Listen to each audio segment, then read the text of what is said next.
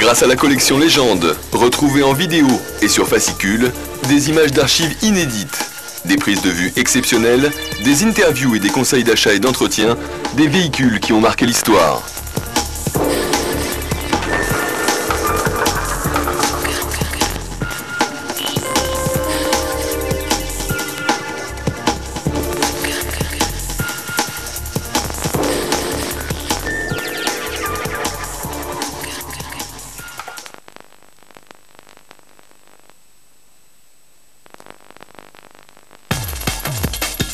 Le grand sorcier Amédée Gordini parmi ses fidèles.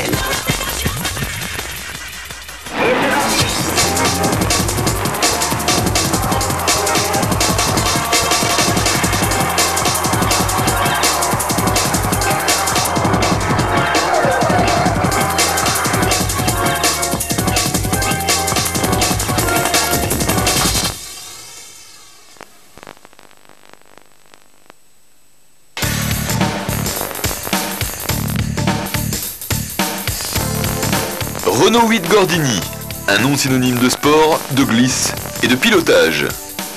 La Gorde, comme on la surnomme depuis toujours, est le fruit d'une longue tradition chez Renault qui remonte à l'après-guerre.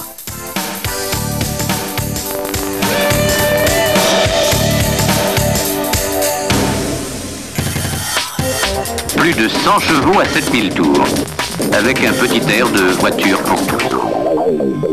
Il faut rappeler que la R8 Gordini est un véhicule sportif, mais qui est dans la juste continuité du produit, puisque la compétition a toujours été, chez Renault, un élément majeur de la communication.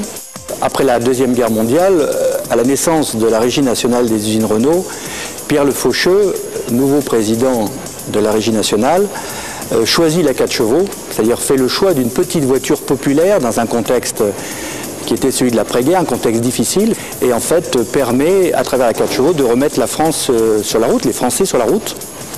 Et très vite, les passionnés de compétition automobile, bien sûr, se mettent à courir avec les 4 chevaux. La 4 chevaux a donné naissance à la 1063, qui était la version sportive, puis il y a eu la Dauphine spéciale qui a donné naissance à la 1093, qui était une version compétition, et là nous arrivons à la Renault 8 spéciale, et la fameuse R8 Gordini, qui reste une voiture mythique, mais c'est vrai que cette voiture a été un petit peu une révolution. Ça a été une voiture qui pouvait à la fois permettre de faire de la compétition le samedi et le dimanche, et d'aller travailler en semaine avec.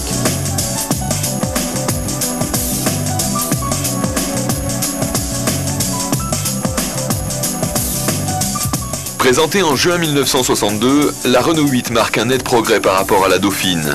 Moteur plus puissant, équilibre général et tenue de route améliorée, boîte 4 vitesses synchronisées, 4 roues indépendantes et 4 freins à disque, un véritable luxe technique pour la catégorie. Bien née, la R8 séduit vite le public par son élégance moderne et son économie.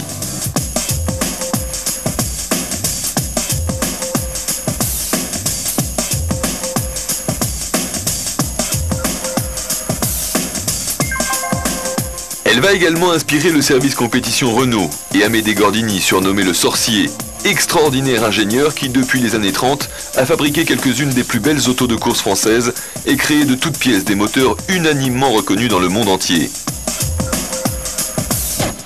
Cette Renault 8, donc, c'est un exemplaire absolument unique qui a été fait en 1963 à la demande de François Landon, qui était alors le directeur du service compétition Renault, avec l'accord de Fernand Picard, qui était le directeur des études de l'époque. La Renault 8, on avait envie, la direction générale éprouvait le besoin de la rendre un peu plus performante. Et donc, quand on veut augmenter la performance d'un véhicule, les deux facteurs principaux, c'est le poids et puis c'est l'aérodynamisme du véhicule. Comme la Renault 8 ressemble à un parallélépipède rectangle, pour ne pas dire une armoire normande. Donc l'idée est tout à fait logiquement venue à François Landon de dire on va surbaisser le toit d'une R8, on va déjà gagner en mètre couple et il espérait également que peut-être on améliorerait aussi le CX. On a carrément scié le toit dans l'atelier de construction des prototypes Renault. On a scié le toit et on a équipé ça d'un moteur qui était un moteur Renault 8 travaillé par notre sorcier maison, qui s'appelait Henri Frété à l'époque, qui avait été le grand maître technique des 4 chevaux 1063, des Dauphines spéciales.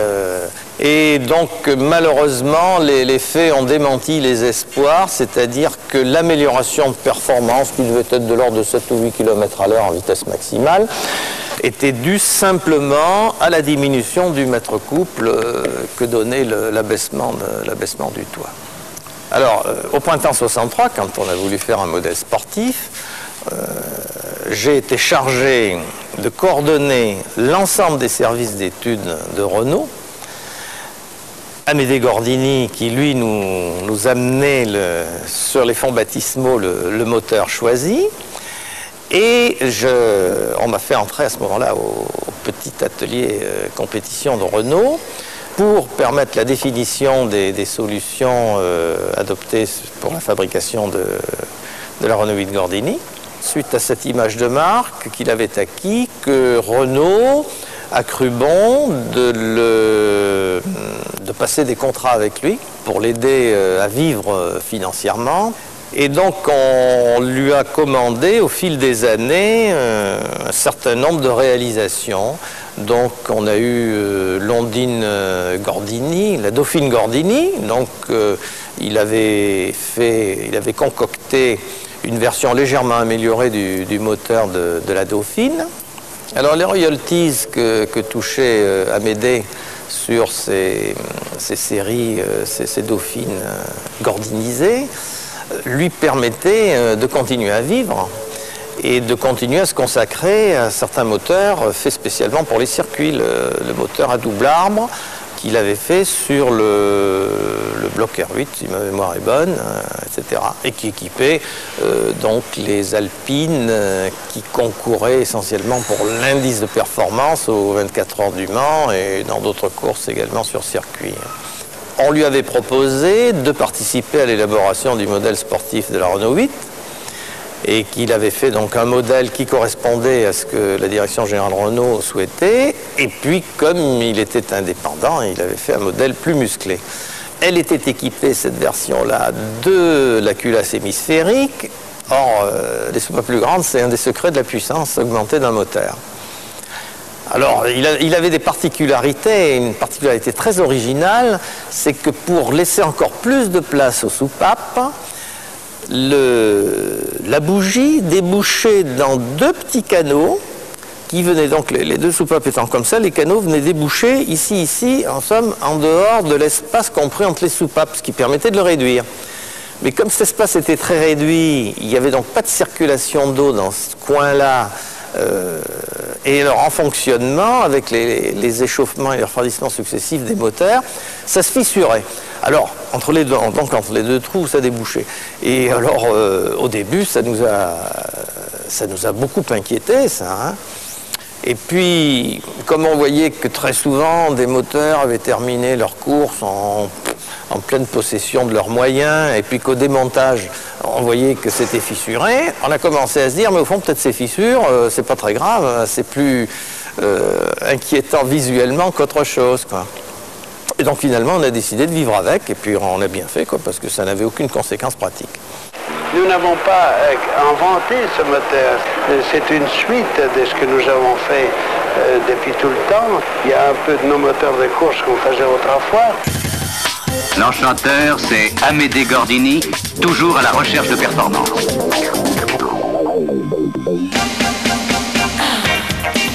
En octobre 1964, Renault présente la R8 Gordini 1100, qui s'annonce d'emblée comme un des plus beaux fleurons du monde de la petite sportive. C'est vrai que Renault, à cette époque, avait frappé très fort, puisqu'ils étaient vraiment innovants et ils avaient 10 ans d'avance, puisque en fait cette voiture précédait la Golf GTI, en fait, qui est née 15 ans après. Donc en fait, elle est restée dans dans la tête des passionnés qui ont vieilli maintenant. Elle est restée donc comme un engin assez extraordinaire. Eh bien, mon premier contact avec la R8 Gordini a été en 1964, au mois d'octobre. Et j'étais aux 1000 km de Paris et je suis parti sitôt terminé pour prendre le bateau à Nice, rattraper toute l'équipe. Et j'ai donc fait la route et j'étais assez pressé. Et je dois dire que sur la route pour descendre à Nice, j'ai surpris beaucoup de conducteurs de DS et de grosses voitures qui ne comprenaient pas qu'une R8 puisse aller aussi vite, les doubler et les semer. Ça a été vraiment mon premier contact, qui était un contact routier de National 7 à l'époque, il n'y avait pas d'autoroute. Et puis après, ça a été la reconnaissance de la Corse. Et nous avons pris possession de nos voitures de compétition, qui étaient des voitures dérivées de la série, mais complètement allégées, avec des éléments d'origine en acier. Et un moteur qui était un moteur préparé par Amédée Gordini, boulevard Victor, mais vraiment c'était une voiture de série, mais vu le poids extrêmement léger, les 4 freins à disque, ce moteur performant qui avait pas mal de couple à l'époque par rapport aux voitures qui étaient disponibles sur le marché, a fait que cette voiture était performante dès l'arrivée sur le terrain sportif.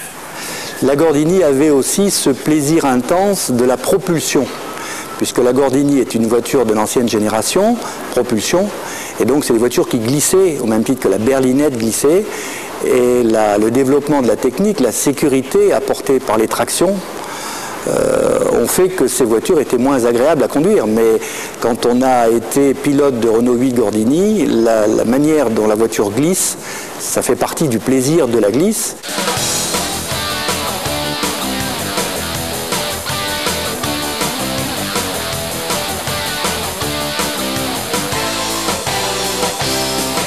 La maîtrise de la glisse relève d'une technique dont le pilote Jean-François Piot nous livre les secrets.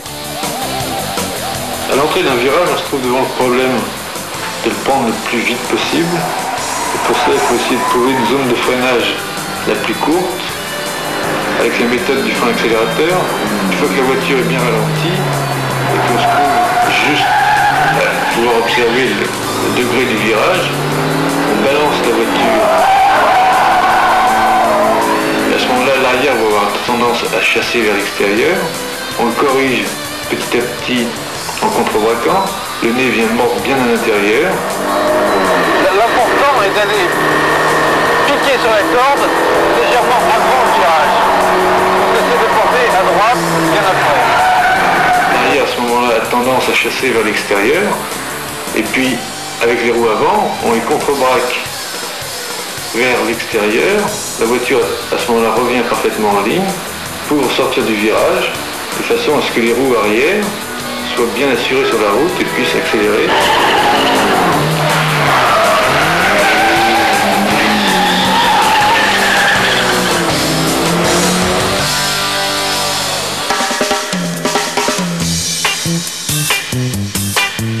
La voiture, lorsqu'on roulait très très fort, elle était quand même assez fine à piloter parce que très survireuse, le moteur derrière, les petites roues, tout ça, elle glissait beaucoup de l'arrière, hein, donc elle était très survireuse. Mais ça avait aussi un autre avantage, c'est que ça a permis à plein de jeunes de se faire forger une expérience en pilotage sur cette voiture qui était quand même très rapide, très efficace. Il lui arrivait même avec un tout petit moteur de faire des temps au milieu des berlinettes alpines qui étaient la référence à l'époque. Et ce qui fait que quand même les pilotes se sont beaucoup régalés à ce moment-là. Cette voiture m'intéressait parce que d'abord elle était française et puis j'étais tout de même un peu chauvin français. Je pense que je l'ai prouvé par la suite. Et puis d'autre part parce que c'était une voiture, disons, qui sur le plan performance était quand même un peu extraordinaire. Et puis sur le plan général, si moi j'étais à cette époque-là un peu violent au volant, en faisant une petite touchette, les pièces étaient bon marché et en plus même on pouvait trouver des pièces ailes, capot, tout à la casse, donc c'est un petit peu ce qui permettait qu'on puisse avoir une superbe gogo avec un prix relativement intéressant, même si on faisait quelques petites fautes de conduite. En octobre 66, la 1300 est dévoilée au public. Cette version, très attendue, immédiatement reconnaissable à ses 4 phares intégrés, propose un équipement plus sportif. On trouve ainsi un volant 3 branches tulipées ou une instrumentation plus complète. Mais c'est sous le capot que l'on découvre l'évolution la plus importante, puisque la cylindrée passe de 1108 à 1255 cm3 et la puissance de 93 à 115 chevaux.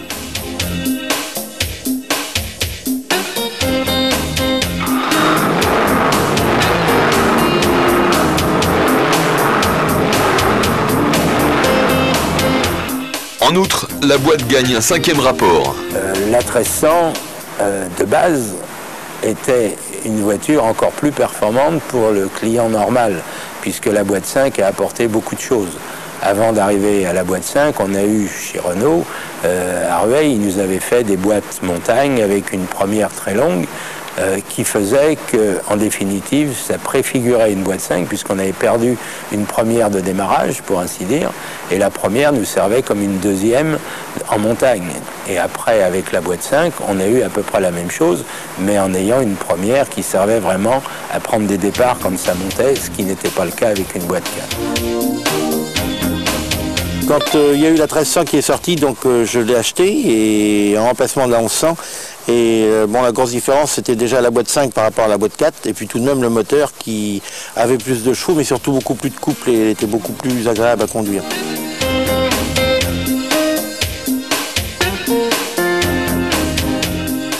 Les versions 1100 et 1300 de la Gordini ont donc connu un grand succès jusqu'à 1970. Mais ce ne sont pas les seules évolutions de la populaire Gord, puisqu'une rarissime 1500 a aussi été concoctée par le sorcier Amédée Gordini. Alors c'est un modèle unique, c'est une R8 Gordini 1500 cm3, 150 chevaux. C'est une voiture qui a été faite par Amédée Gordini. À l'époque, a priori, c'était pour son fils, avec un moteur bien spécial qui a été monté sur les Alpines à 210 du Mans. On va aller voir le moteur, c'est un moteur un peu spécifique.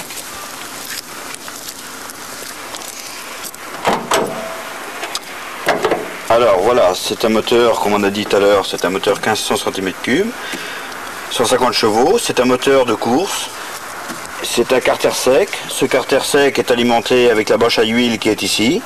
Hein. 2 circuits, 2 radiateurs d'huile, qui n'a pas le 1300. Filtre à essence, gros filtre à essence. L'alimentation en eau qui est un peu différente du 1300, avec un radiateur à l'avant de la voiture.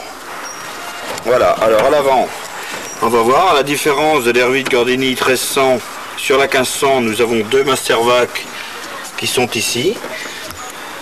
Le radiateur d'eau qui est à l'arrière sur la 1300 est passé à l'avant sur la 1500 avec la petite grille extérieure de la voiture. Le réservoir identique à la 1300 avec sa roue de secours dessus. Alors, comme dans pas mal de voitures de course, de compétition, la voiture est équipée avec un instrument très complet.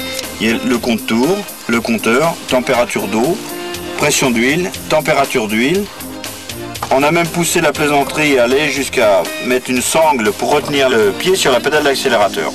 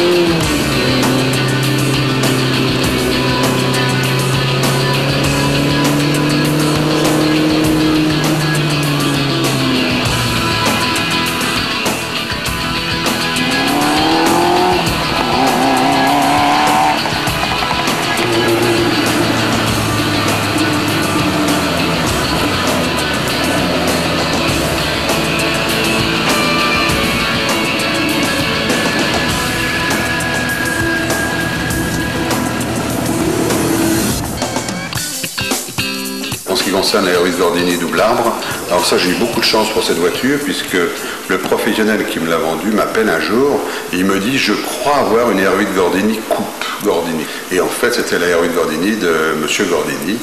Et donc, je lui ai dit que sa R8 Gordini coupe, je l'achetais immédiatement, puisqu'il me la vendait dans le cadre d'un prix très très raisonnable.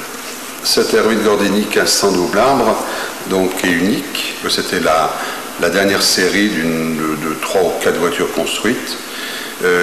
C'est la régie Renault donc qu'il avait conçue avec Amédée Gordini, et donc ces voitures avaient été engagées au Tour de Corse. Et donc, comme souvent, une fois que les voitures de course sont utilisées, elles partent à la casse.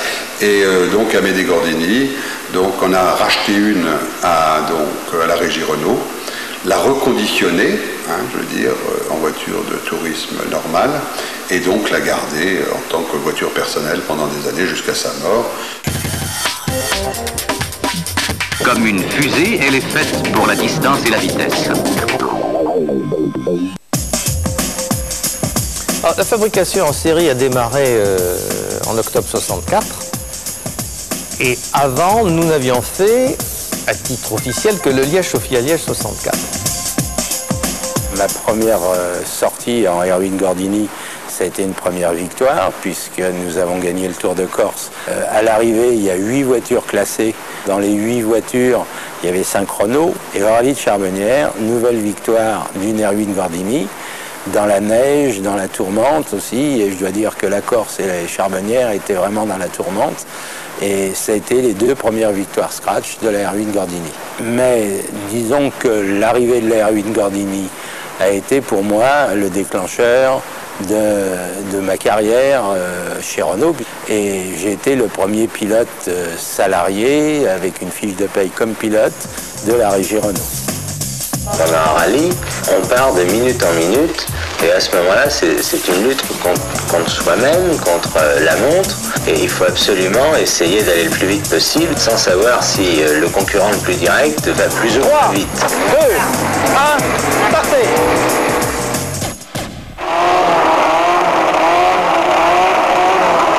Si la R8 Gordini commence sa carrière sportive par le rallye, c'est surtout par le biais de la fameuse Coupe Gordini qu'elle va connaître une popularité sans précédent.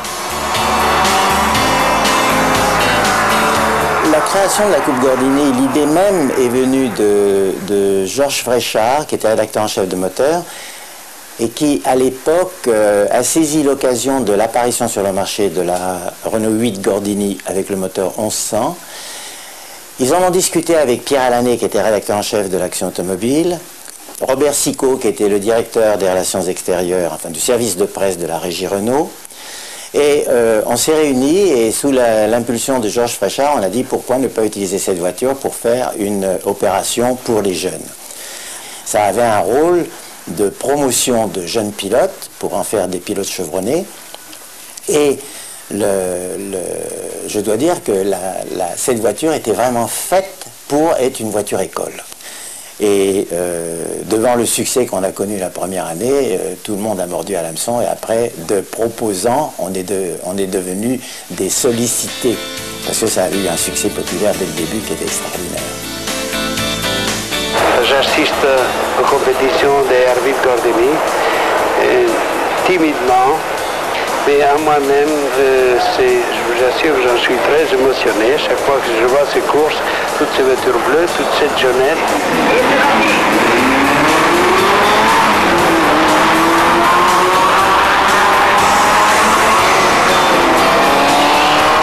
Et c'est peut-être pas la véritable voiture de course, mais c'est quand même la voiture qui lui permet de se mesurer avec les autres, à égalité.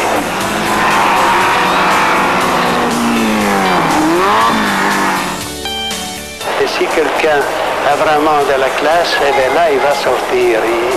Il est un moyen égal avec son collègue. Alors s'il a de la classe, après, il peut prétendre de faire autre chose. Il y en a beaucoup qui sont vraiment très très bien. Il y a de très bons pilotes. Ah, très très bons pilotes. Lorsqu'on a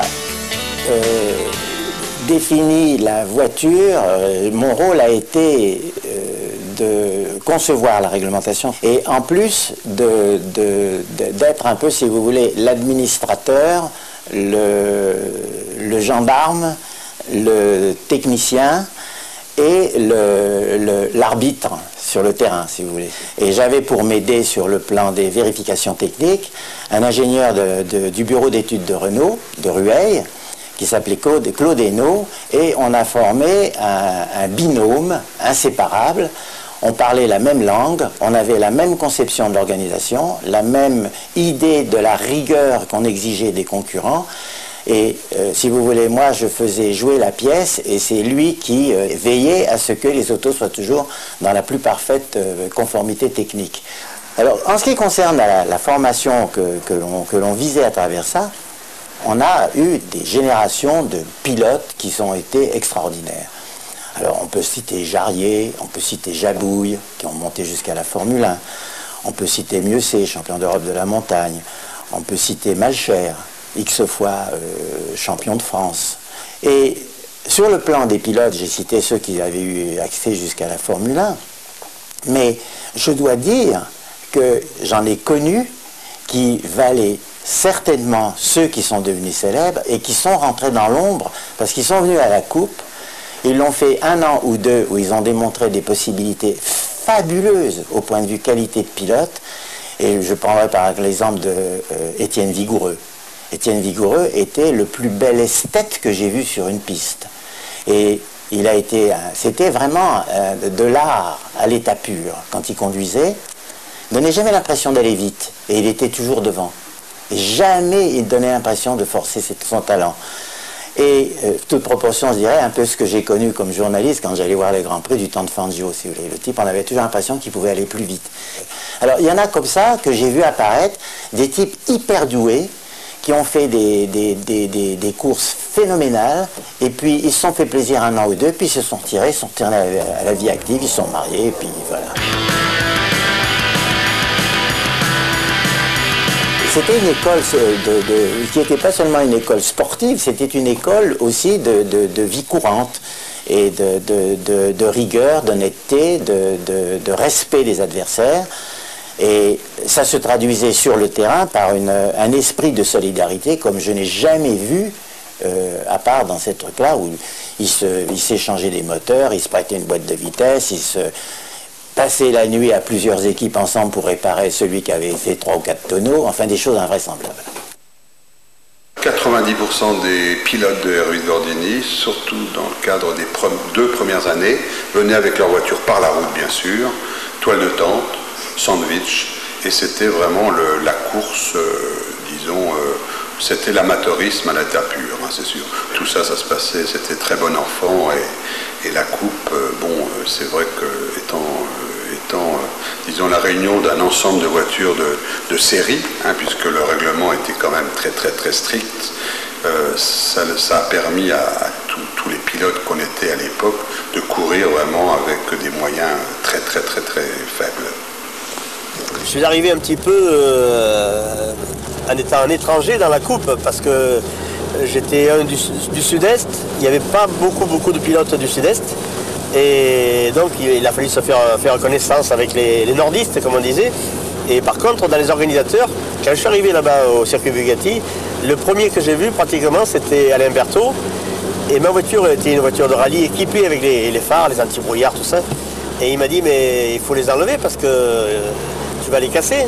Alors je lui ai répondu que d'après moi, enfin, il ne devait pas avoir d'accident et que les autres pilotes quand même, ils n'allaient pas me rentrer dedans. Et il m'a laissé entendre qu'effectivement si ça pouvait arriver, que je pouvais les casser.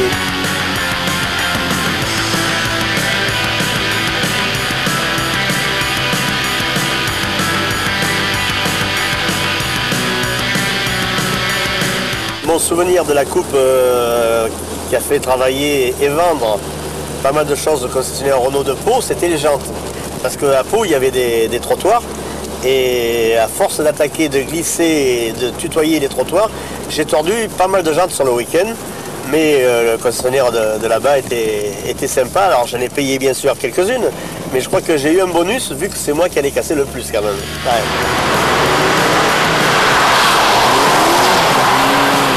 Ma première course a été Reims. Et je dois avouer que c'était un premier contact avec le sport automobile qui était musclé, puisque Reims, ça se passait à 170 de moyenne, et Et disons qu'on s'est fait, enfin moi je me suis fait vraiment des frayeurs, mais enfin à 20 ans on ne voit pas trop le danger. Et bon, bah, c'est vrai qu'il y avait des grandes courbes qui se négociaient à 170, 180. Avec nos engins, c'était assez musclé. En ce qui concerne la grande ligne droite de Reims, c'était assez fantastique parce que le peloton de R8 Gordini, on dévalait cette grande descente à plus de 200, au rupteur bien sûr, et celui qui était au milieu, puisqu'on était à 3 et 3, celui qui était au milieu avec la dépression d'air passait de droite à gauche et touchait régulièrement son voisin. Pour les premières compétitions que j'ai faites avec la Gord, bon, ben, ça a été la coupe Gordini D66 à 1100. Et là, bon, en fin de compte, c'est quelqu'un qui m'a emmené, parce que je n'avais pas du tout l'intention de courir, mais qui m'a emmené sur un circuit, qui m'a fait tourner. C'était Reims, la première course. Et puis j'ai tout de suite mordu dans le système, et puis comme le résultat avait été loin d'être décevant, j'ai continué la coupe. Mais enfin, le circuit quand même, c'était pas mon truc. Mais c'était pas mon truc, peut-être pas pour le circuit, mais c'était pour l'ambiance. Et donc j'avais décidé après de tenter de faire un rallye. Et là j'ai pris un copain de chez moi, on est parti faire un rallye. Et puis 15 jours après j'en ai fait un autre, j'ai pris un autre copain. Et en fin de compte après c'était la bagarre parce que tous les week-ends ou tous les 15 jours j'allais faire un rallye et je changeais de coéquipier en prenant un autre copain. Donc on a passé une année absolument fabuleuse et en faisant des super résultats, puisque même avec la 1100 j'avais fait deuxième au Jeanne d'Arc derrière Gilles Todd avec la Ferrari, on faisait des trucs terrible. Et il faut avouer que là, l'ambiance rallye m'a beaucoup plu par rapport à l'ambiance circuit. La R8 Gordini, pour moi, c'est quand même plus une voiture de rallye parce que c'est une voiture hyper maniable.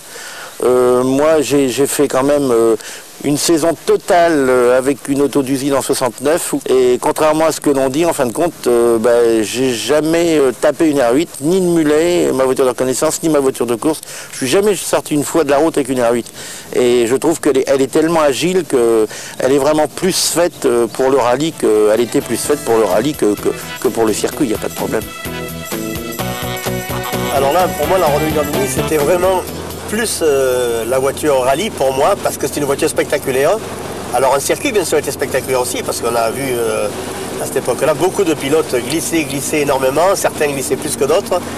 Mais pour moi, la Renault Gordini, c'était le rallye. Et puis d'ailleurs, moi, dans ma carrière, bien après la Renault Gordini, même si j'ai fait un petit peu de circuit en Formule 3 ou autre, pour moi, c'était le rallye qui primait.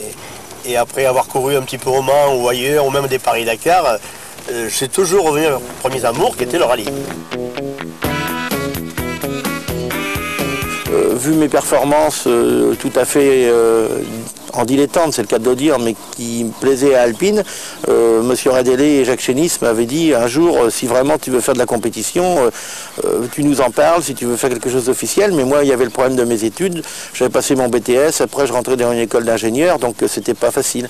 Et bon, en fin de compte, j'ai quand même plongé pour le problème de la R8, parce qu'on me proposait une R8, et moi, je me sentais tellement bien dans cette auto-là, que j'ai signé mon contrat début 69 avec Alpine, pour faire une saison complète avec la R8 Gordini, mais préparée à Dieppe par Alpine. Et j'ai fait toute une saison, je vous dis, j'ai fait 14 rallyes et j'ai gagné 14 fois le groupe.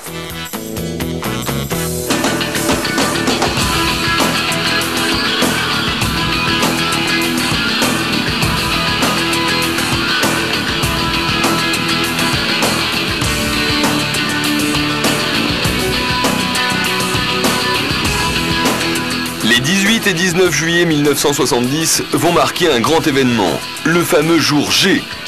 Se déroulant en fait sur un week-end, ce grand rassemblement de gordinistes devait ainsi célébrer l'arrêt de production de la R8 Gordini, remplacée dès la saison suivante par la R12 du même nom. Plus de 2000 R8 Gordini vont ainsi converger vers le circuit du Castellet pour une grande fête à la gloire du bolide bleu à bande blanche. Les amateurs de la R8 Gordini venaient des 4 coins de France et d'Europe. Villeneuve Saint-Georges, de Paris. Ville d'Espagne. De Grenoble. Et moi de Marseille. Du Rhône. Paris, Maison Alpha. De Normandie, de Lisieux très exactement. 900 bornes. Il y en a qui ont fait 2000 km pour venir. Ils sont partis d'Allemagne pour venir ici.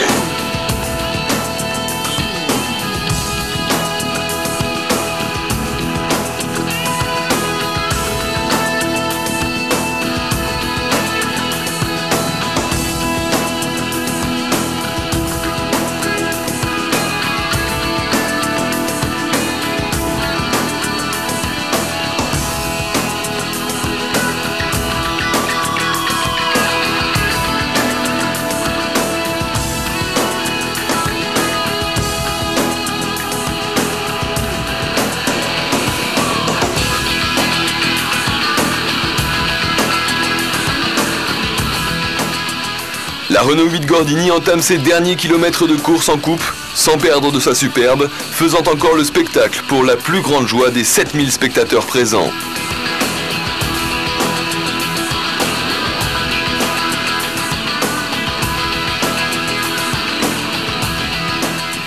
Les glissades sont toujours au rendez-vous, la bataille est âpre et les concurrents acharnés, comme au jour de la première course en 1966.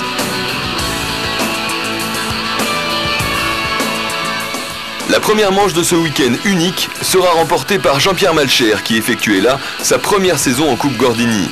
Sur le podium, on trouvait aussi Bernard Mandonato et Danis Nobeck qui reviendra l'année suivante sur la R12. Je vous donne la coupe de la Renault 8 Gordini pour cette année et je vous félicite.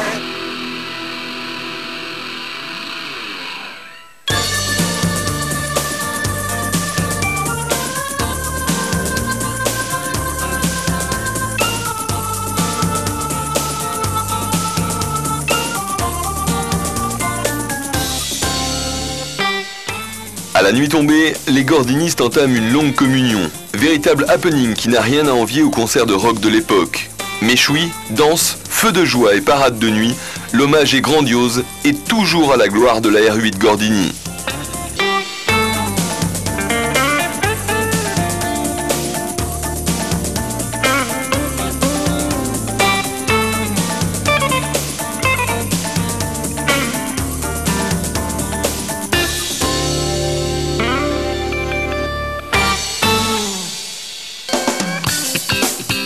Mais dès le lendemain, tout le monde est fin prêt pour entamer les dernières compétitions et découvrir le potentiel de la nouvelle venue, sous le regard du sorcier, Amédée Gordini.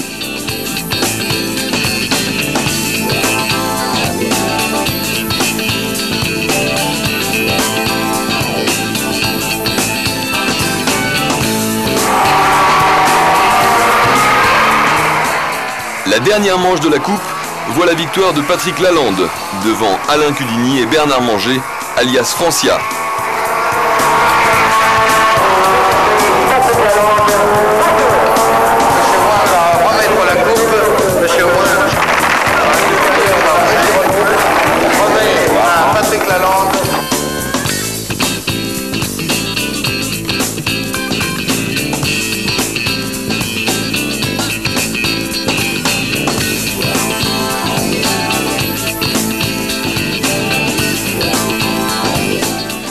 Vient alors le point G du week-end, la présentation de la R12 Gordini, avec à la clé une démonstration de la nouvelle aux mains des meilleurs pilotes de l'époque.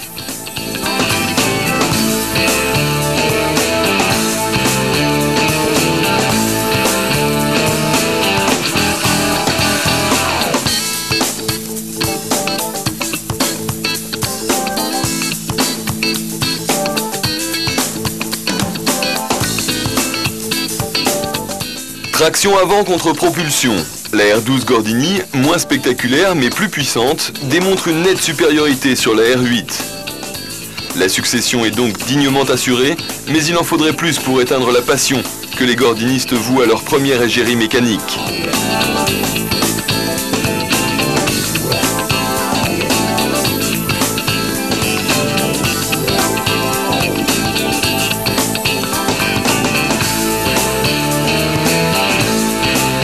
La Renault 8 Gordini laisse alors la place à une autre histoire.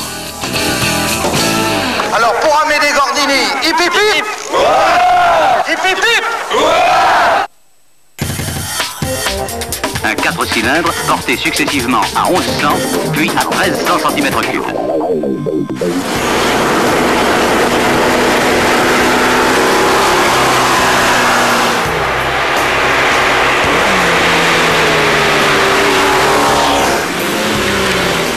La R8 Gordini est plus que jamais d'actualité et constitue aujourd'hui l'une des sportives françaises les plus collectionnées. 30 ans plus tard, la passion de la Gorde est toujours intacte. J'aime la Gordini parce que c'est un rêve de toujours. À 18 ans, j'avais une R8S et je rêvais toujours d'avoir une R8 Gordini.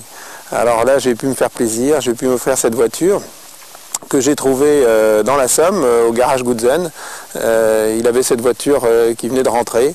Et je l'ai acheté dans son état, on a beaucoup travaillé dessus et on en a fait une voiture agréable et sympa à conduire. La R8 Gordini reste une voiture moderne sur la route, sympa à conduire sur les petites routes et c'est toujours aussi magique depuis tant d'années. Il y a du travail pour remettre en état une R8 Gordini, c'est vrai, parce qu'on a d'abord un petit peu de mal à trouver les pièces. Pour retrouver les pièces qui nous manquent, les joints caoutchouc, la poignée de maintien qu'on vient de trouver là, pour le moment.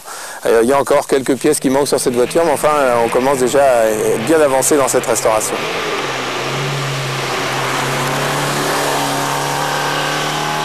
Alors avant d'acheter une R8 Gordini, c'est de ne pas se laisser tenter par une belle peinture, mais de vérifier si la voiture n'a pas été accidentée et de voir si la voiture n'a pas été prise par la corrosion. Donc on va vérifier maintenant tous les points les plus sensibles.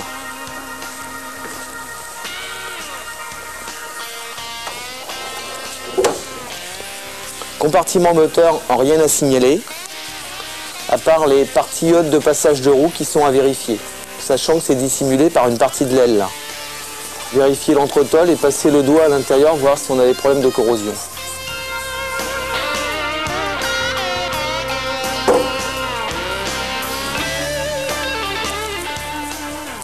La partie inférieure des gustodes est très fragile. On a un problème de corrosion entre le gustode et la partie supérieure de l'aile. Sur les Renault 8, vous n'avez pas de pare-boue et toute la boue et l'humidité remontent, ce qui provoque de gros problèmes de corrosion.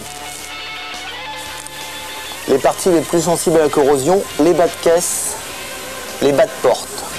Des mastiques ou une belle peinture peut dissimuler quelques misères. Donc toujours vérifier l'intérieur des portes dans les parties inférieures.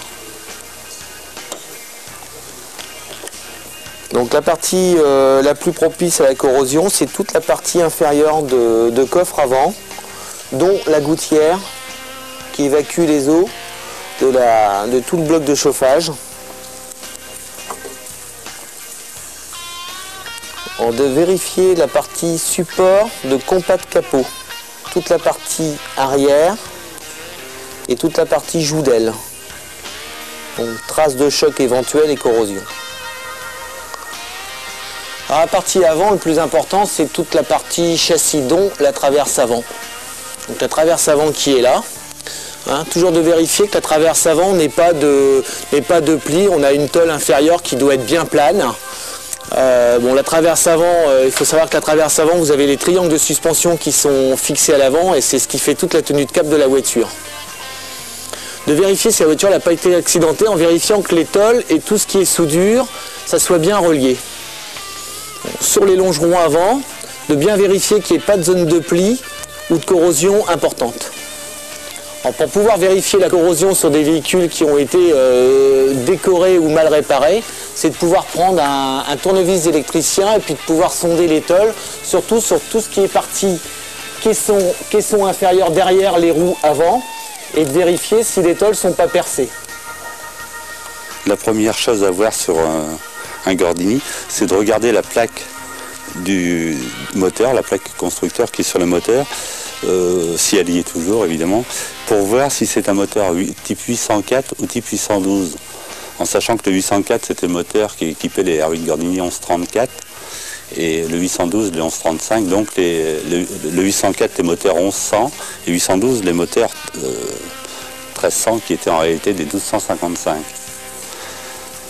C'est un moteur qui est incroyablement solide et à l'époque beaucoup de pilotes faisaient la coupe avec des moteurs qui avaient énormément de kilomètres et il est toujours, le bloc est toujours utilisé presque à l'identique dans les Twingo et il est tellement solide qu'il plutôt que de casser, ce moteur s'use.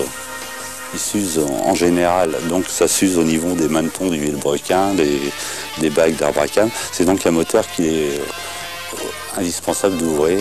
Et après, je vous dis, c'est essentiellement de la métrologie parce qu'on a tendance à perdre de la pression d'huile, simplement parce que le moteur est un peu usé de partout. Et chaque palier fait perdre un petit peu. À la fin, on a du mal à avoir de la pression d'huile, surtout dans les bas régimes ou sur le ralenti. Le voyant a tendance à s'allumer. Un moteur qui a le voyant qui s'allume en bas régime, souvent c'est simplement qu'il est usé. Il y a un peu de particularité dans le réglage des carburateurs, puisque c'est un moteur qui a 30 ans, qui était déjà équipé de Weber double corps à l'époque. Et forcément, ces deux carburateurs demandent une synchronisation parfaite, surtout pour le faire tourner correctement au ralenti. Bon, là il faut être équipé d'un synchro-test. Et puis il y a évidemment un petit tour de main à voir pour bien régler les vis de richesse. On s'en aperçoit très facilement que le moteur ne tourne plus parfaitement bien au ralenti. Parce qu'en roulant, on n'en aperçoit pas. Cette boîte de vitesse utilisait des synchros Renault, évidemment, et il fallait manœuvrer avec délicatesse le levier de vitesse, qui était d'ailleurs assez flou sur une R8 Gordini. Et il fallait être très délicat, surtout pour rétrograder les vitesses, surtout la troisième, deuxième, on accrochait facilement et c'était un point faible de cette boîte. Le synchro de deuxième était un point faible de cette boîte. Le réservoir étant à l'arrière de la voiture, le refroidissement du moteur n'est pas optimum. On a tendance à chauffer un peu, surtout si on veut rouler en ville, l'été ou dès qu'il fait très chaud, ça a tendance un peu à chauffer, quoi. Alors il y avait des combines qu'on utilisait à l'époque, à savoir en plein mois d'août, rouler avec le chauffage ouvert à fond. Mais c'est une R8 Gordini, c'est... Un tonnerre de puissance capable d'enchanter le plus sportif des conducteurs. Aujourd'hui, si on refaisait une R8 avec, disons, ne serait-ce que la technologie des voitures d'aujourd'hui, c'est-à-dire, vu la maniabilité de cette auto-là et son côté tout à fait extraordinaire, moi, je suis certain qu'elle serait dans le coup.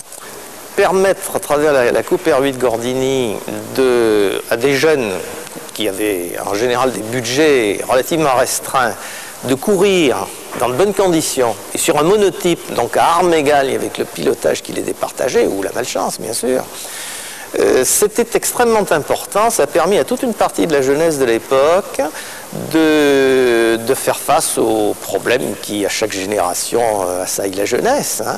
Et donc, je crois qu'on a pris notre petite part à la sauvegarde de notre jeunesse, de la jeunesse de l'époque. Et je crois qu'à l'époque, il y a un truc qui a marché très fort, c'est le bleu avec les deux bandes blanches.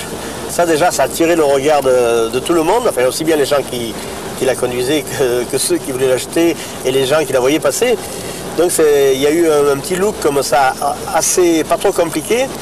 Et puis, ce qui a quand même fait vendre la voiture, c'était ses performances globales. Si Renault sortait aujourd'hui une R8, en la modernisant, je pense qu'il y aura encore de très très beaux jours pour une R8 Gordini, parce qu'il y a d'abord des passionnés qui aimeraient bien retrouver une voiture comme ça, et elle serait toujours performante. Si je devais un jour choisir trois voitures ici,